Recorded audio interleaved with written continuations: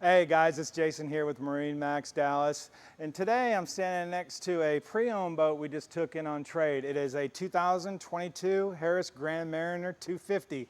Let's go take a look at it. All right guys, a couple cool things I want to show you about this Harris 250 Grand Mariner is obviously this big Merc 350 horsepower.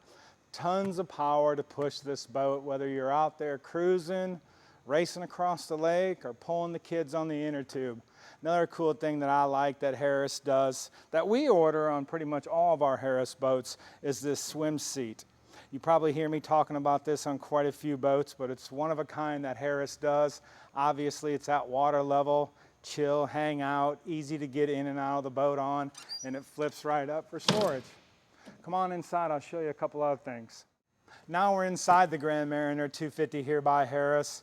One cool thing that I really like about it's this power tower. This tower features quite a bit of stuff on here. It's got blue LED lighting throughout. It is power, so it does go up and down by the push of a button, and not to mention these big JL audio can speakers.